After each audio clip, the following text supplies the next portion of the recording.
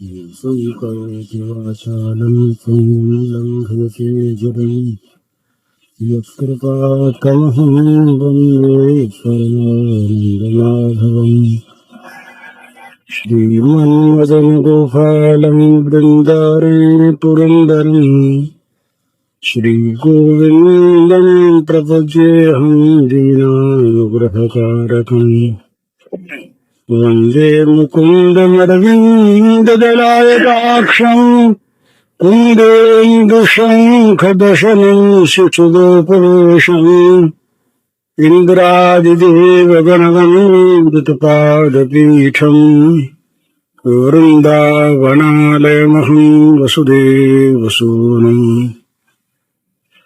नवजलधरवरनं चम्पकोद्भासिकरनम् विकसितनलिनाश्रियं विस्फुरन्नन्दहास्यं कनकरुचिदुकूलं चारुबर्हावचूलं कमपि निखिलसारं नौमि गोपीकुमारम् वंशीविभूषितकरान्नवनीरदाभात् पीताम्बरादरुणबिम्बफलाधरोष्ठात् पूर्णेन्दुसुन्दरमुखादरविन्दनेत्रात् कृष्णात् परं किमपि तत्त्वमहं न जाने। परंतु संबंध होते ही अपनी आयु संस्कृति के अनुसार उस लड़की को ये निश्चय हो जाता है कि मैं अमुक से ऐसे हो गई, मैं अमुक सी हो गई, मेरा सब कुछ अमुक का हो गया। इसके बाद वो लड़की किसी एक चीज का अलग दानी करती और वो लड़की किसी चीज को बदले में चाहती नहीं। बस वो संबंध जहाँ स्थापित हो गया, अब वो लड़का समय पर अपने आप आता है और अपने आप आकर विवाह संस्कार के द्वारा अपनी वस्तु को ले जाता है, अपनी वस्तु को, पराई वस्तु को नहीं। तो प्रेम में मन बुद्धि का भी अर्पण नहीं होता। प्रेम में मन बुद्धि अपने प्रेमास्पद की हो जाती है और वो आकर के उस पर अपना अधिकार कर लेते हैं। इससे पहले कुछ परीक्षा होती है। परीक्षा इस रूप में कि जैसे कब चीज हमने किसी को दे दी, उनकी हो गई, और उनकी होने के बाद उनकी चीज के नाते उनकी प्रसन्नता के लिए हम किसी को बरतें तो आपत्ति नहीं है। लेकिन अपनी चीज समझकर अगर हम किसी को बरतना चाहें अपने लिए अलग, अपने सुख के लिए, तो वो वस्तु हमने उनकी मानी नहीं, उनको दी नहीं। अथवा अपनी चीज को वो किसी भांति बरतें, उनके किसी भांति बरतने में अगर हमारा मन कहीं आपत्ति करता है तो ये वस्तु भी हमने नहीं दी और वो मन भी हमने नहीं दिया। तो प्रेम में ये होता है कि जब भगवान प्रेमास्पद अपने प्रेमी के अंतर की परीक्षा कर लेते हैं कि इसका सब कुछ वास्तव में ही मेरा है, मैं उस पर बिना किसी शर्त के पूरा पूरा अधिकार कर सकता हूँ, तब वो उस पर अपना स्वामित्व कर लेते हैं, उस वस्तु को वो ले लेते हैं और पूरे तौर पर ले लेते हैं। जहां तक भक्ति का संबंध है, मैं इस प्रेम से किसी नीची स्थिति का, वहां तक भगवान को कुछ संकोच है। भगवान उसके बदले में कुछ देना चाहते हैं। भक्ति, चाहे वो देने की वस्तु कितनी ऊंची हो, और देने की वस्तु चाहे वो अपने आप ही हो, परंतु उसका एक ऋण मानते हैं, उसको देने की इच्छा करते हैं कि भाई उसने हमको दिया, उसको बदले में दें। तो अपनी चीज के बदले में कुछ देना नहीं होता। वो तो हमारी चीज है, हमारे अधिकार की, हम चाहे जैसे उसको लें, बरतें, कुछ भी करें, उसका मान करें, सम्मान करें, उसको फेंक दें, उसको घर में संभाल के रख लें, कुछ भी करें, वो हमारी अपनी वस्तु है। अपनी वस्तु के बदले में देने का सवाल ही उसका।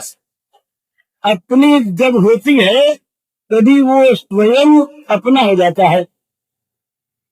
ये एक बड़ी सुंदर कथा आती है, शायद कभी मुझे याद नहीं, कहीं नहीं है कहीं, वही काला चांद गीता में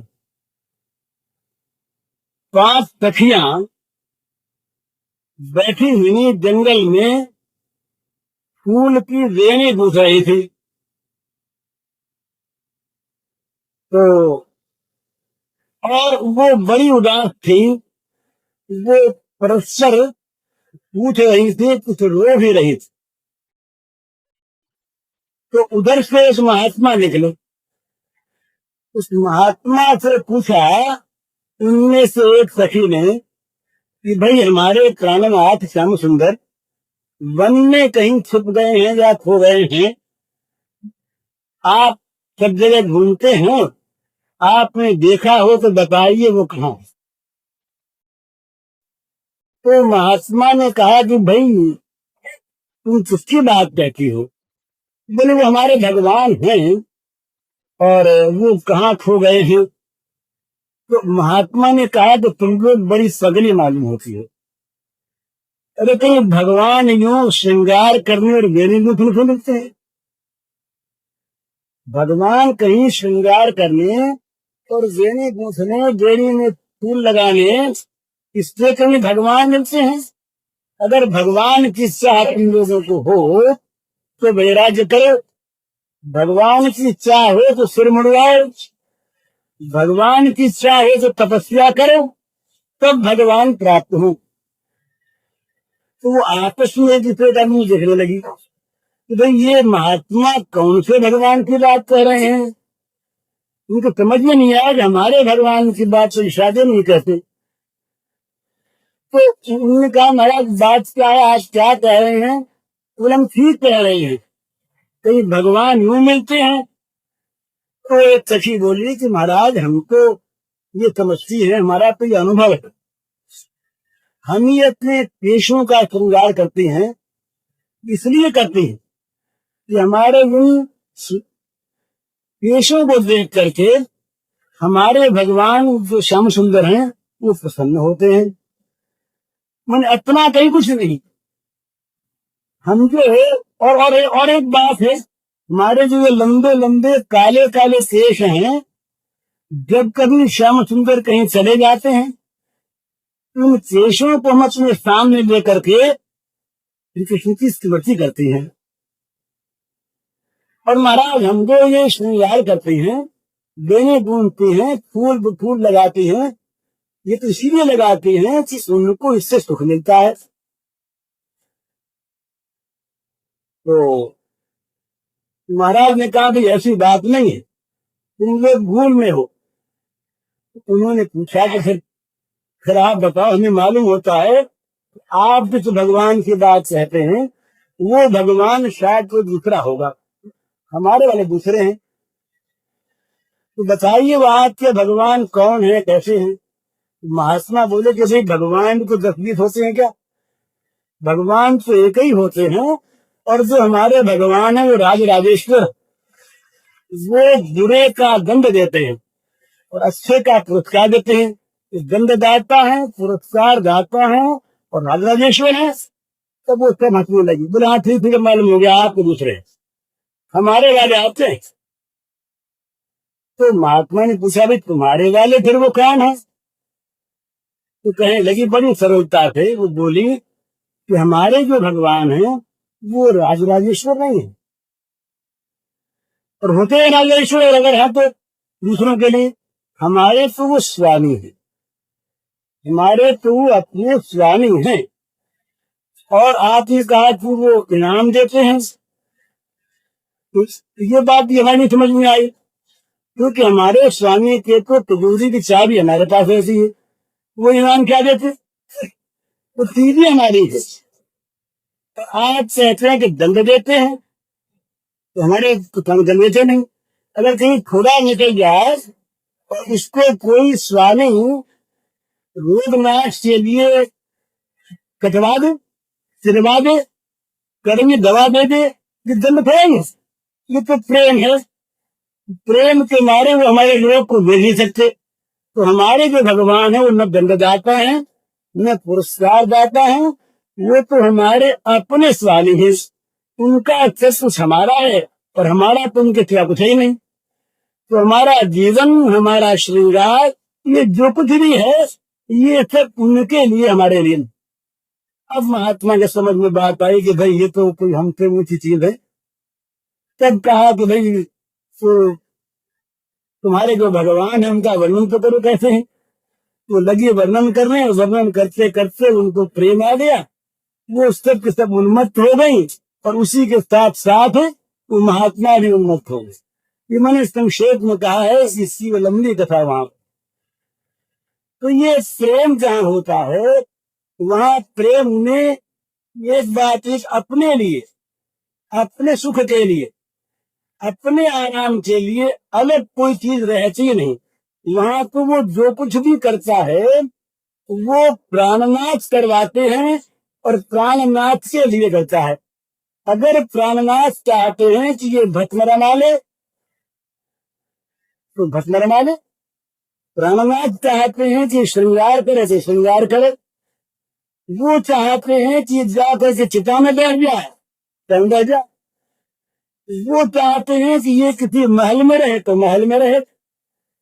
मैंने उसका अपना, अपने लिए कुछ रहता नहीं।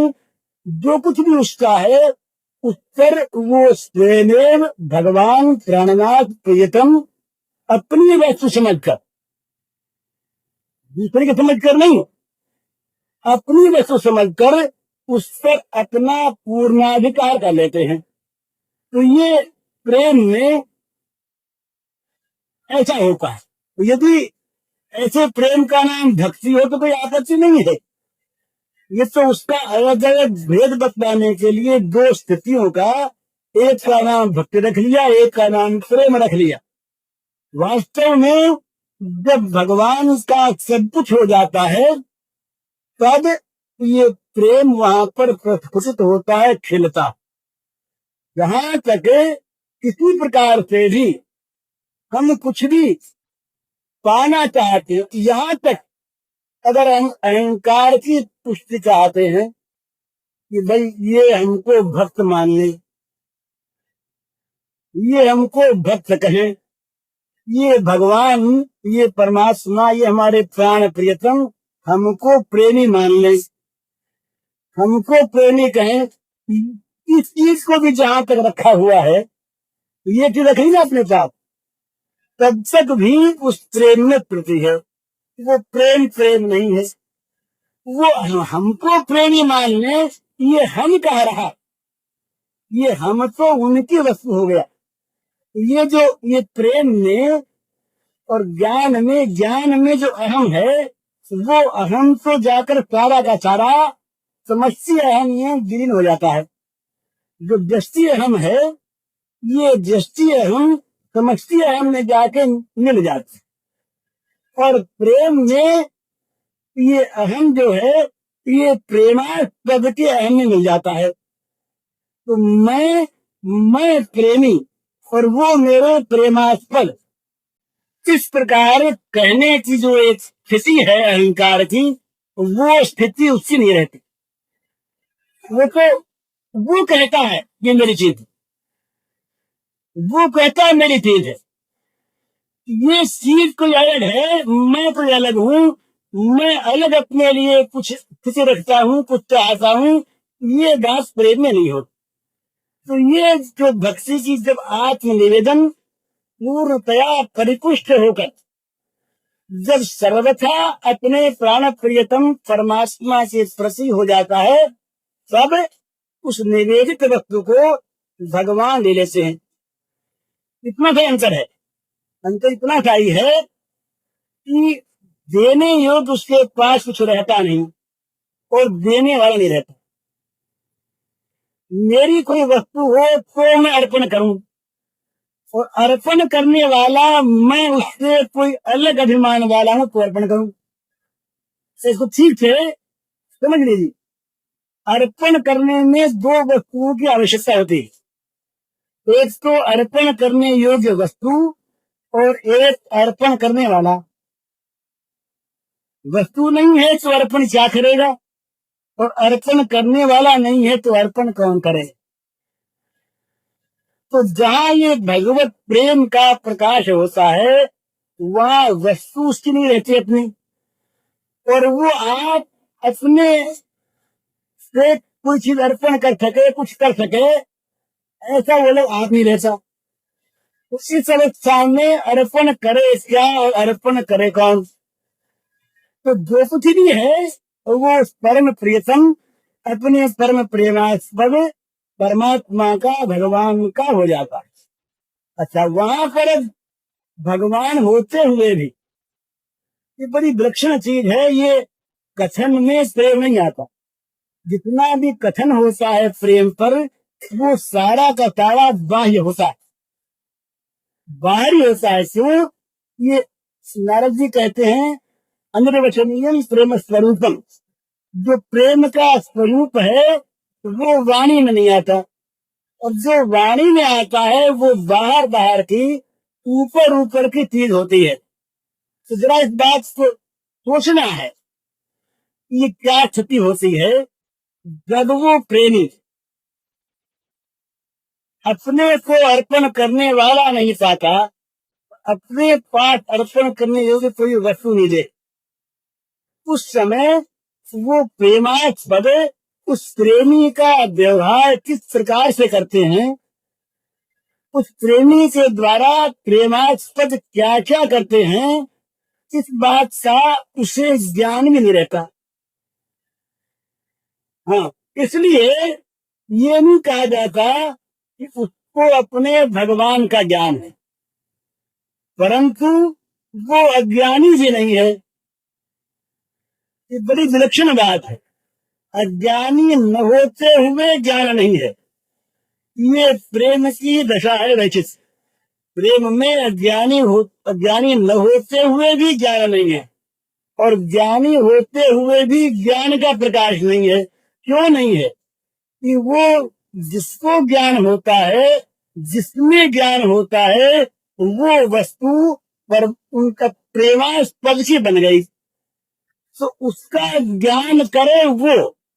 तो उसने कालाचरण गीता में उस सखी ने कहा कि राजराजेश्वर यदि वो हैं तो वो किसी से कर लिया करें, हमसे उनका क्या संबंध है कर लेने का और कर देने का। हमारे पास तो न कर देने को कुछ है और न हम कर देने वाली कोई है। जो कुछ है उनका है। तो वहां पर इसीलिए न अज्ञान का भात है और न अज्ञान से छूटने की इच्छा है, न वहां ज्ञान का प्रकाश है और न ज्ञान का तिरोभाव है। वो ज्ञानाज्ञान, वो मैं रखूं, ये सारा का सारा प्रेमास्पद की संपत्ति है। वो कहीं उसको तू कैसे कहता है और कहीं वो प्रेम कैसे कहता है। ये मामूली बात हम लोगों में है, क्योंकि हमारा घर है, हमारे घर में ऐसा हो गया। अब उसमें क्या है, हमारा घर है, हमारी स्त्री नहीं कहते हम लोगों में, हमारा घर है और वो हमारे हैं। इसका भाव क्या है? वो जो एकात्मता है, एकात्मता है अपने आप को सर्वथा खो देने, अपने आप का सर्वथा विलीनीकरण हो जाना।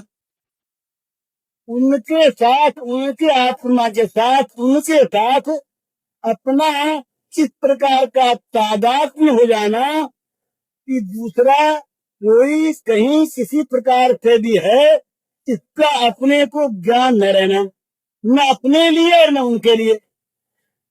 इस अवस्था को प्राप्त करके भी व्यवहार में और लीला में दो बन के रहना, ये बड़ी विचित्र स्थिति होती है प्रेम में, जो कही नहीं जाती, अनवतनीय स्थिति। इसीलिए श्री राधा कृष्ण की निकुंज लीलाओं में ऐसी बातें आती हैं कि वो भूल जाते हैं, वो मिले रहे तो पर कबू मिले ना। मिलन में, नित्य मिलन में विरह की अनुभूति होती है। हैं मिले हुए, हैं समीप सानिध्य में है, ये आत्म साक्षात्कार होने के बाद कभी वियोग नहीं होता। भगवान मिलने के बाद तो बिछोते नहीं, ये सत्य है। पर ये होते हुए भी, मिले हुए होते हुए भी इतनी आत्मस्मृति होती है और इतनी तन्मयता हो जाती है कि उसके अंदर मिलन की स्मृति हो जाती है। ये प्रेम का एक स्वभाव। तो इसीलिए प्रेम की जो दशाएं होती हैं वो बड़ी अटपटी होती हैं, तो तर्क के द्वारा उनका समाधान नहीं होता, वो अतर्क होती है, वो केवल अनुभव की वस्तु होती है। तो इसलिए ये कहा जाता है कि जहां तक प्रेम नहीं है, भक्ति महाभाव को प्राप्त नहीं हुई, वहां तक तो भक्ति करने वाला है।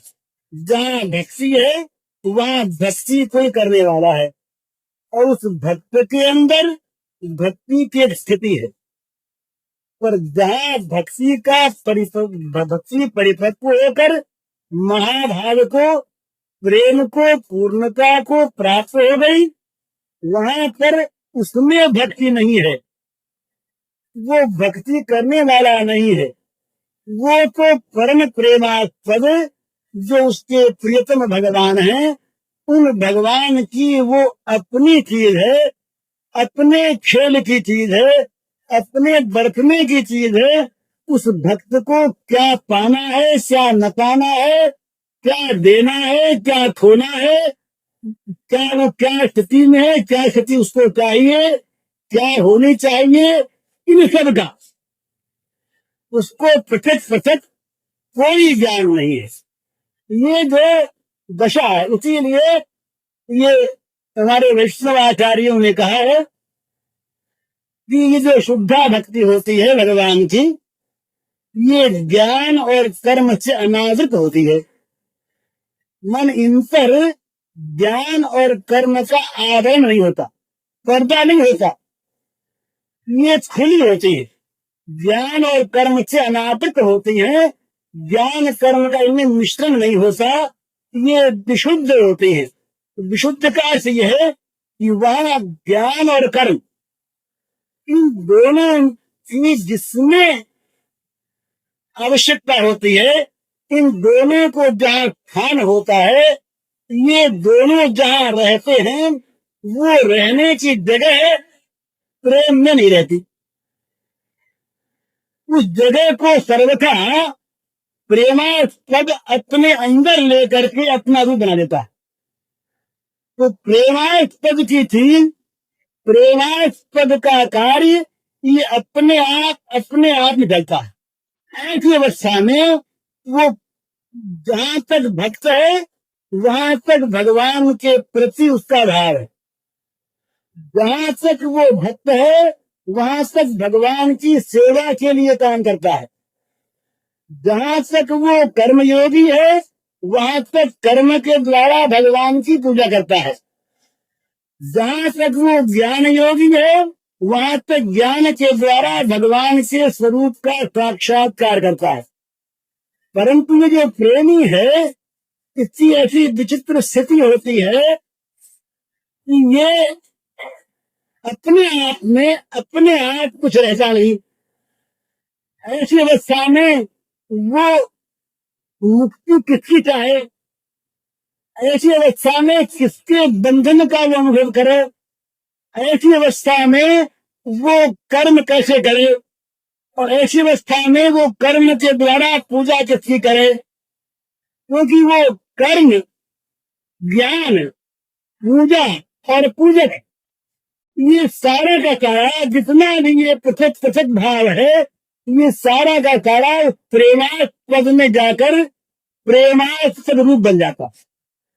वो जो प्रेमास्पद है वो अपने आप अपनी चीज, जैसे वो किसी आदमी के द्वारा काम करवाता सो नहीं, अपने हाथ से, अपनी वाणी से, अपने मन से जैसे करता है, इसी प्रकार उसका मन, उसकी वाणी, ये उसकी अपनी धर्म सामग्री बन जाती है, अपने से अलग नहीं। इस अवस्था में वो जो कुछ भी करता है उसमें न कोई शिकायत है और न कोई मांग है, न शिकायत है न मांग है, न कुछ देना है न उससे लेना है, उसकी अपनी चीज है। तो ये जो पूर्ण समर्पण है, जो समर्पण करने वाला न रहने पर समर्पित हो जाता है, स्वामित्व में आ जाता है अपने प्राण प्रियतम के, ये स्थिति जो है इसका नाम प्रेम है। और हाँ, भक्ति का जो परिपूर्णतम स्वरूप है वो प्रेम, और समर्पण भाव भक्ति में है, प्रेम में समर्पण करने वाला कोई है नहीं।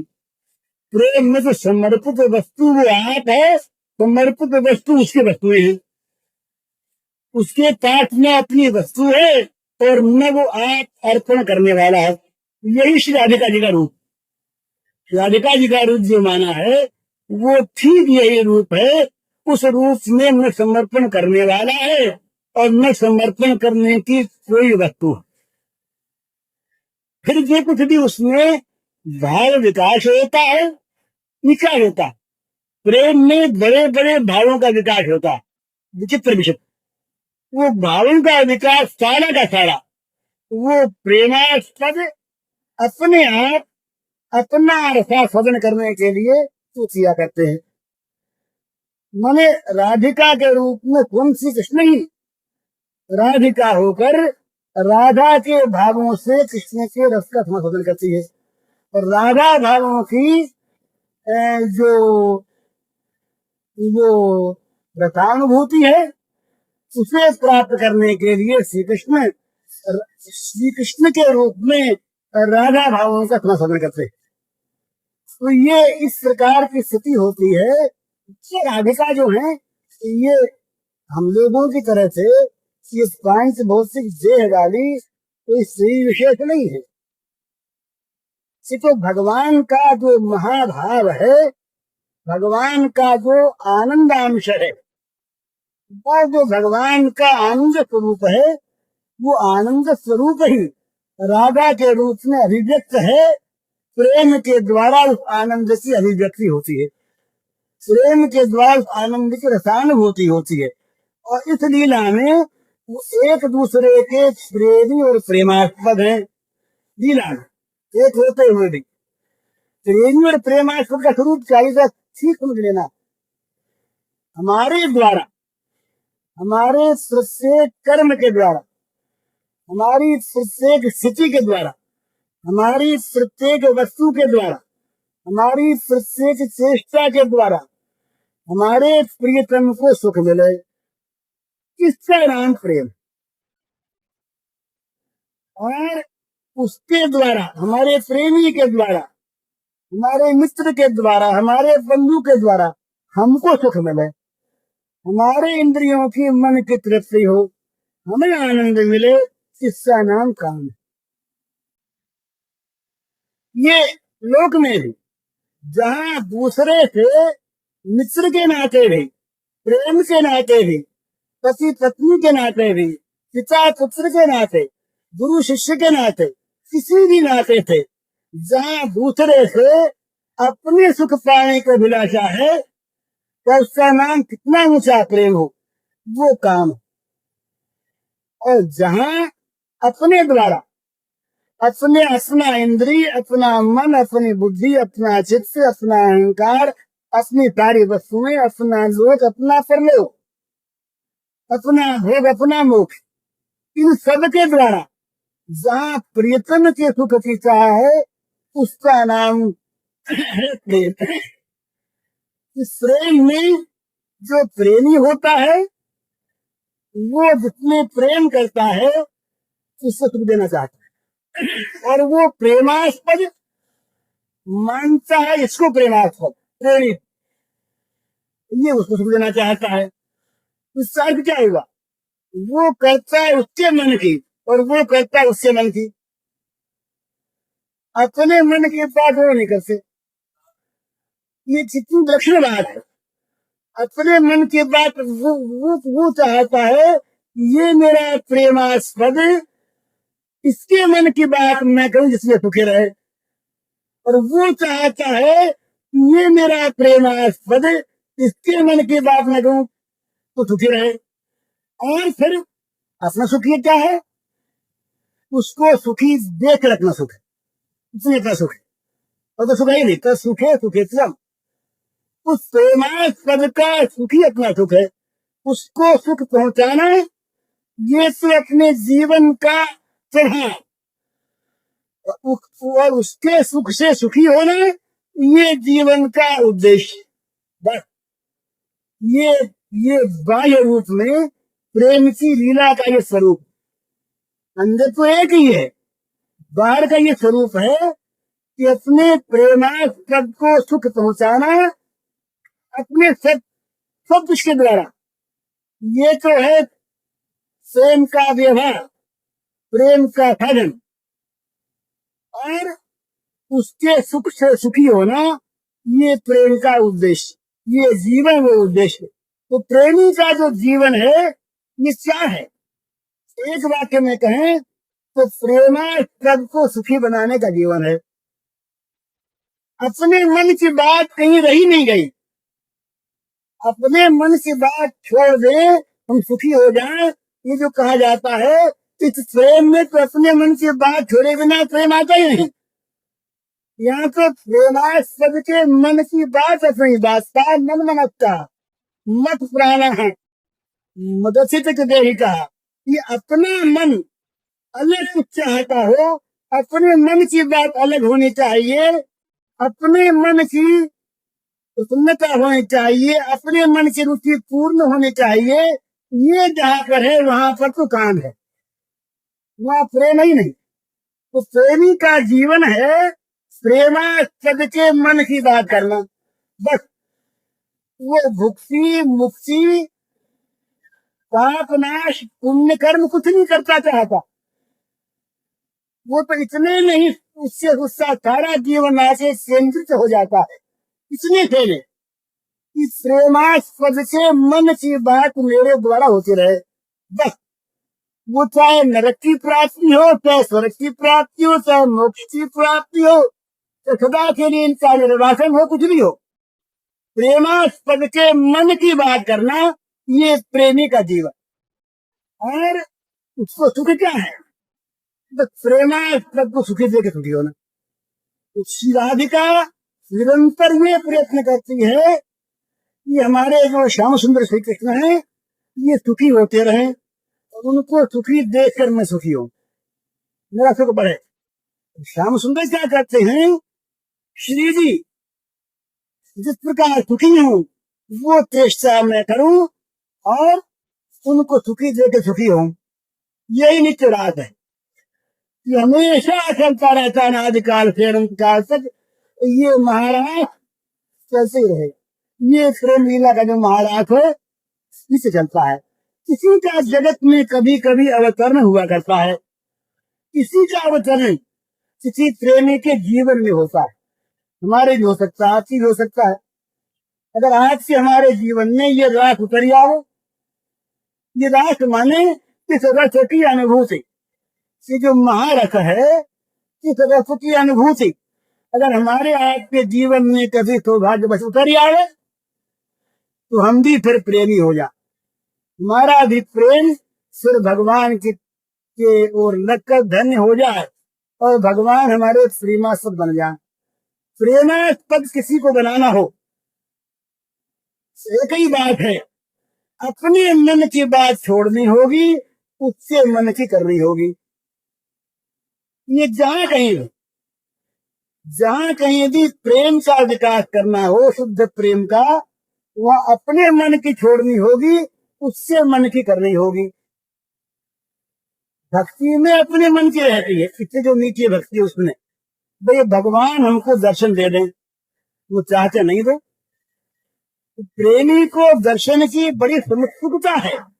प्रेमी दर्शन से कोई विराग नहीं करता, परंतु अगर प्रेमास्पद दर्शन नहीं देना चाहता तो प्रेमी के मन में दर्शन की बात आती नहीं जाती है। नहीं कि वो दर्शन करने से कहीं हटता है, दर्शन हो जाए बड़ा अच्छा, परंतु प्रेमास्पद यदि चाहता है कि मेरे दर्शन में ही मुझे प्रसन्नता है, तो वो जो प्रेमी है उस आदर्शन में, क्योंकि प्रेमास्पद को सुख मिलता है, इसलिए वो परम सुखी रहता है। माने पूरी उसके मन की बात वो अपने जीवन बना लेता, उसका जीवन यही। और उसके जीवन में कोई उद्देश्य नहीं, कोई क्रिया नहीं, कोई त्याग की वस्तु नहीं, कोई ग्रहण की वस्तु नहीं। उसका त्याग, उसका ग्रहण, उसका जीना, उसका मरना, ये सारा का सारा प्रेमास्पद के मन में रहता।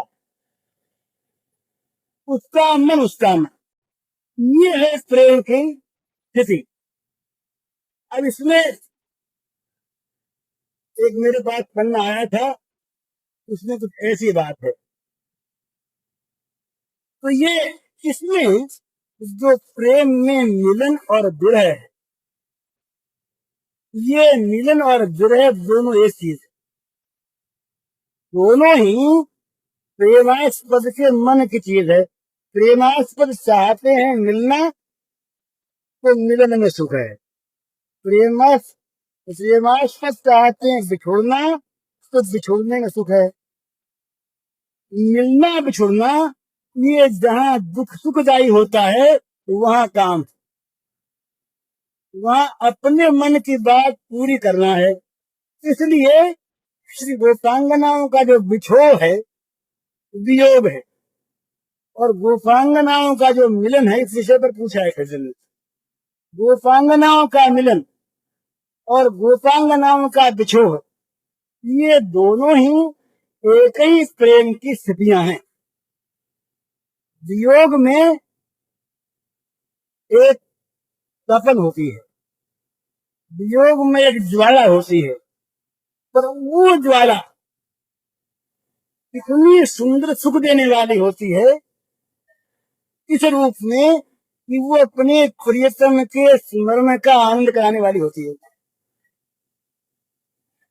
वो अगर संयोग की बड़ी विचित्र बात है, अगर प्रियतम का संयोग प्रियतम की मृत्यु के सुख को हरने वाला हो, तो प्रियतम का संयोग स्थित नहीं है। ठीक समझेगा नहीं? अगर अपने प्रियतम का संयोग प्रियतम के मृत्यु सुख को मिटाने वाला है, तो प्रियतम का संयोग प्रेमी नहीं चाहता। माने हमें अपने प्रियतम मिल गए, उनके मिलने पर उनको याद रखने में जो सुख होता है, वो सुख यदि चला जाए, मिल गए ना, तो उस सुख के लिए वो चाहता है कि ये हमसे न मिले।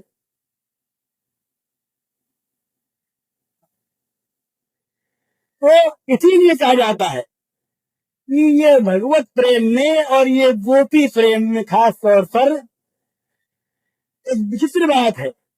संसार के व्यवहार में चीज कहीं नहीं है। मिलन के बाद मृत्यु के सुख की कहीं अपेक्षा ही नहीं है। जब तक वस्तु नहीं मिली तब तक तो उसके याद का सुख है, और जब मिल गई तो मिलने का सुख है, फिर याद क्यों रहेगी। परंतु इस गोपी प्रेम में ये अनोखी बात, मिलन होने पर भी मिलन का सुख अपेक्षित है, मुक्ति का सुख अपेक्षित। इसीलिए ये श्री कृष्ण के मिलन में श्री कृष्ण की स्मृति का अभाव नहीं, निरंतर है। इसीलिए ये हमारे यहाँ एक वैष्णव ने माना है, ये जरा इसको किसी भी दूसरे रूप में न लीजिएगा, बुरे रूप नहीं लेना है। एक दो भाव माने वैष्णवों ने, एक स्वकीय भाव है, एक परकीय भाव है। ये शब्द अच्छे नहीं है, वो शब्द अच्छे नहीं, पर परकीय स्थिति नहीं है, परकीय भाव है। तो परकीय भाव में चार बातें रहती हैं जो स्वकीय भाव नहीं रहती। मुझे से जब वस्तु प्राप्त है तो उसे प्राप्त करने की इच्छा नहीं रहती। जब वस्तु प्राप्त है तो प्राप्त वस्तु का चिंतन नहीं होता। जब वस्तु प्राप्त है तो उससे दोष भी दिखाते हैं, और जब वस्तु प्राप्त है तो उससे मांग भी हो जाती। जैसे पति पत्नी, अब विवाह करके पत्नी जब पति के पास आ गई और घर में रहने लगी, उसके बाद मुझे पति मिले इस तरह की आकांक्षा नहीं रहती। जब पति प्राप्त हो गए तो पति के चिंतन करने की रुचि रहती, और जब पति के पास निरंतर रहना है, एक घर है, एक चीज है, तो कभी पति से वो पत्नी कहती दीदी जो आज आपने भूल की, अब ऐसा नहीं करना चाहिए, आप देखिए बहुत भूल कर दिया करती। तो कहती है आत्मा का सही, उसके मन में कोई विरोध या द्वैत नहीं है, तथापि पति के दोष की उसके चित्त में कल्पना हो जाती है। और चौथी बात, पति के पास रहती एक घर है, भाई आज घर में साग नहीं है, आज घर में कपड़ा नहीं है बच्चे के लिए, तो आपको लाना चाहिए, इसकी मांग हो जाती है। ये स्वकीय में। परकीय में नित्य चिंतन है, नित्य मिलन की आकांक्षा है, दोष सभी दिखता ही नहीं और मांग कुछ है ही नहीं। तो ये चार बातें श्री कृष्ण प्रेम में गोपांगनाओं को श्री कृष्ण का मिलन होने पर भी रहती थी। ये परकीय भाव। श्री कृष्ण का मिलन है, भगवान प्राप्त हो गए, भगवान के प्राप्त होने के बाद भी मानो नहीं प्राप्त हुए, माने वो इस प्रकार की विलक्षण चीज है कि मिलने पर भी, मिल जाने पर भी एक मिलने की इच्छा में जो सुख है आतुरता में, वो उनके मन में लगा रहता है। तो मिलने पर भी मिलने की इच्छा, वस्तु के प्राप्त होने पर भी उसका चिंतन न छूटना, किसी प्रकार से कभी भी दोष दिखना ही नहीं, और किसी वस्तु की कभी भी मांग न होना, नित्य प्राप्त करने की आकांक्षा, नित्य चिंतन सुख, नित्य निष्काम भाव और नित्य दोष दर्शन का अभाव। ये चार बातें स्वाभाविक होती हैं। ये श्री गोपियों के चरित्र की चार बातें। मिलन पर भी, मिलने पर भी एक बड़ी विचित्र बात है। ये वस्तु हम चाहते हैं, नहीं मिली, तो चाहने जो एक सुख है, मिलेगी मिलेगी मिलेगी, वस्तु प्राप्त होने पर मिलन का सुख तो हुआ, पर ये जो चाह का सुख है ये मिट गया। एक वस्तु, बड़ी वस्तु का अभाव हो गया, ये जो सुख था इसका अभाव हो गया, तो वो कहती है कि मिल भी जाओ पर हमारी ये वस्तु भी बनी रहे। दूसरी बात, किसी का हम चिंतन करते हैं, उसके चिंतन में बड़ा सुख मिलता है, और वो वस्तु प्राप्त हो गई, तो प्राप्त होने के बाद याद करना क्या, और जो याद करने का सुख है वो सुख चला न जाए मिलने पर, तो वो गोपी कहती है कि हमें ये भी चाहिए, तुम मिले भी रहो और तुम्हारा चिंतन न छूटे। तीसरी बात, तुम मिल गए, तुम्हारे मिलने पर भी कभी हमारी ये वृत्ति न हो कि तुमने कोई दोष दिखाई दे। मिलने पर दिखाई दिया करते हैं, दूर दूर से तो नहीं देखते, तो जब मिल जाते हैं और जब स्वाभाविकता हो जाती है, तब भाई ये भूल, इन्होंने ये भूल की, मित्र मित्र कहते हैं, पिता पुत्र कहते हैं, ये भूल कर दी पिताजी ने, कि उन्होंने काम ठीक नहीं किया। ये भूल वो गोपी कहती है कि हमारे मन में कभी उदय हो ही नहीं कि तुम भूल करते हो, दोष दिखे नहीं। और चौथी बात, हमारे मन में तुमसे कभी कुछ मांगने की आवे नहीं। हम तो तुमको पाकर, तुम्हारे चिंतन को पाकर नित्य परितृप्त हैं। कोई वस्तु हमारे पास ऐसी नहीं जिससे छोड़ने की मांग हो, और कोई वस्तु ऐसी नहीं जिससे प्राप्त करने की मांग हो। छोड़ना और प्राप्त करना, ये दोनों तो तब होता है जब हम तुमसे अलग अपने लिए कोई चीज मांगने वाली रहती। हम तो अलग ही नहीं। इस प्रकार का ये भगवान के साथ कैवली है।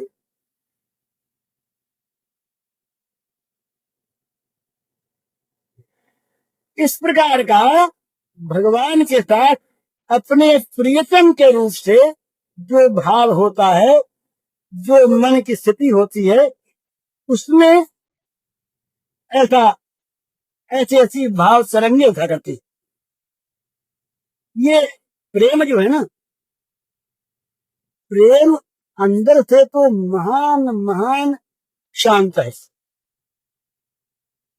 प्रशांत है बिल्कुल। जैसे आपने समुद्र को देखा होगा, समुद्र ऊपर से बहुत नाचता है, ऐसी ऐसी लहरें आती हैं, बड़ी बड़ी उत्साह तरंगे, कि बड़े बड़े हाथियों को फेंक देती है बाहर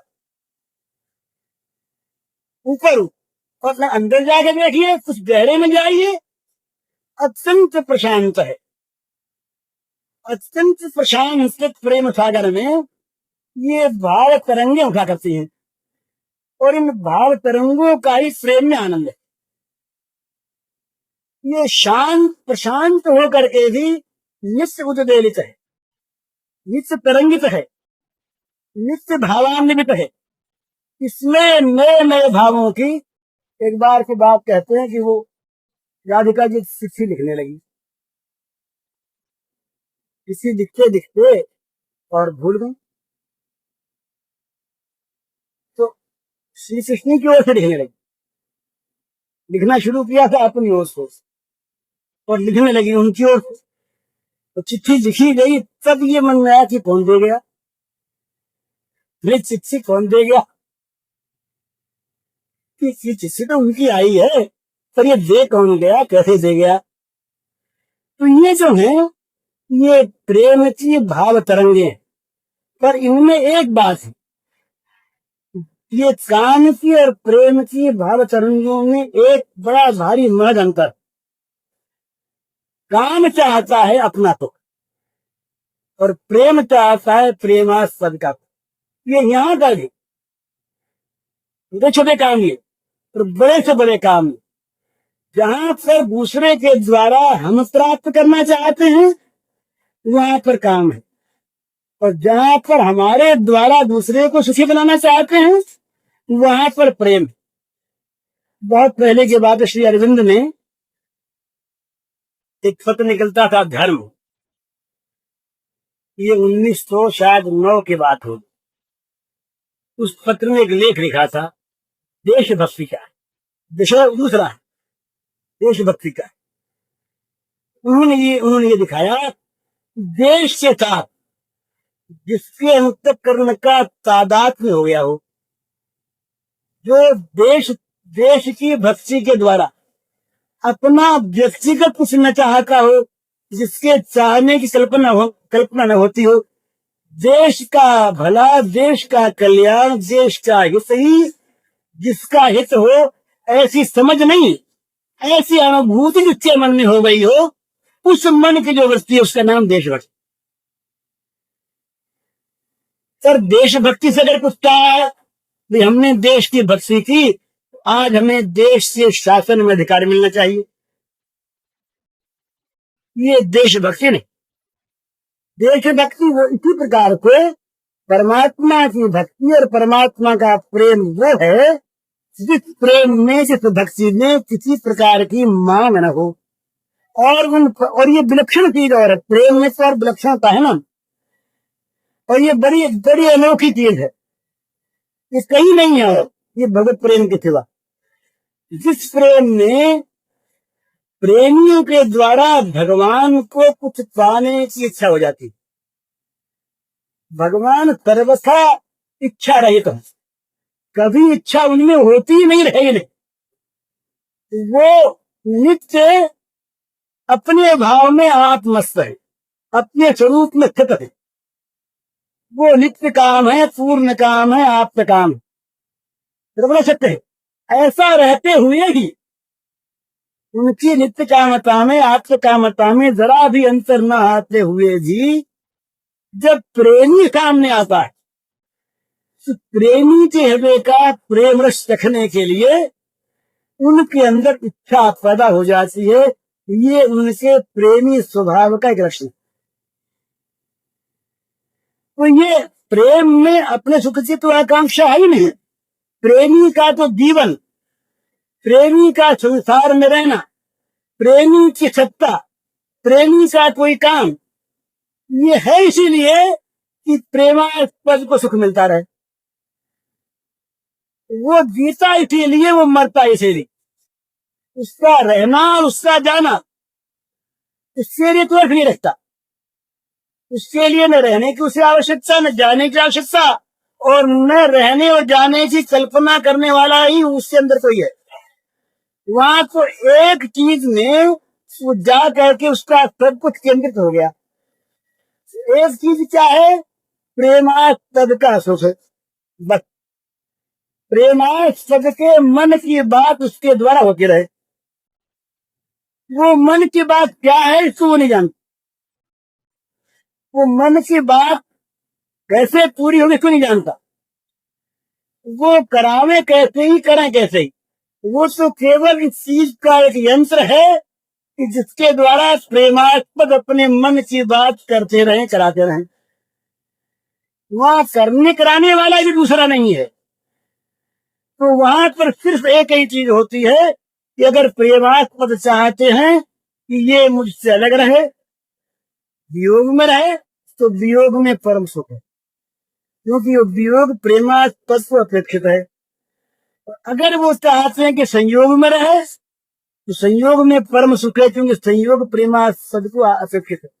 अपने सुख के लिए न संयोग की चाह है और न वियोग की परवाह। वियोग हो या संयोग हो, कुछ भी हो, उससे इससे कोई मतलब नहीं। इस प्रकार का जो एक भाव है, और इस भाव में जहाँ विचित्र विचित्र नित्य नव नव लहरियां उठती रहती हैं, उस लहरी वाले महासमुद्र, भाव के महासमुद्र का नाम ये प्रेमोदरी है, प्रेम सागर है, प्रेम है। तो इसलिए जो ऐसे प्रेमी लोग होते हैं वो अपने कुछ कहते मानते नहीं। ना हम विप्रो न चंद्रपति नो बनस्थो गृहीवा, ना हम विप्रो न चंद्रपति न ये वैश्यो न शुद्ध, कुछ नहीं। किंतु पूजन परमानंद पूर्ण क्या भूल गया, प्रेमानुकाभ्य ज्योति भरपुर तद कमलयोर दात दातानुदासा।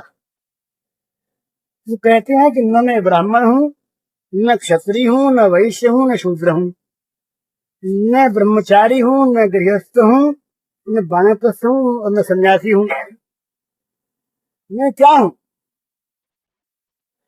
जिनमें प्रेम का समुद्र लहरा रहा है, उस प्रेम समुद्र वाले जो गोपीनाथ हैं, गोपी भर्तु, उन गोपी भर्ता के चरण कमलों के दासों का अनुदात हूँ। ये मेरा परिचय। कुछ नहीं। जहां पर कुछ है वहां पाने की इच्छा है, वहां कुछ देना चाहिए, कुछ मिलना चाहिए। यहाँ न देना है, न पावना है, न लेना है, न मांगना है, न छोड़ना है, न ग्रहण करना है, केवल अपने प्रेमास्पद के मन की करते रहना है। और मनची करते रहना भी अपने अधीन नहीं है। वो तो उनके हाथ में खुला छोड़ दिया।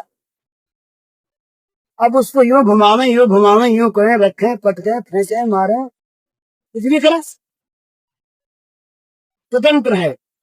और उनको यूं करते देख देख कर जब बिना संकोच प्रेमास्पद प्रेमी को बरसता है ना, इस प्रेमी बड़ा सुखी होता है। जाके संकोच करता है प्रेमी प्रेमास्पद, और प्रेमी समझता है कि मैंने दिया नहीं, मैंने कहा ही है तुम्हारी चीज।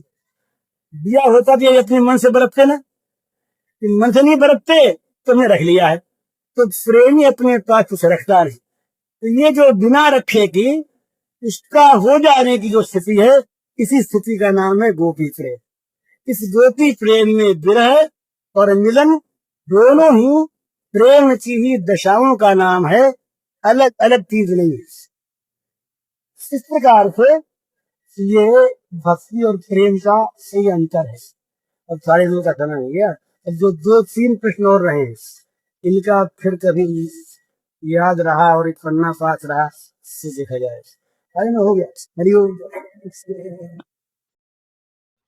पूज्य श्री भाई जी के इस प्रवचन का शीर्षक है प्रेम के भावों की अनोखी व्याख्या और इसका कैसेट संख्या है 8।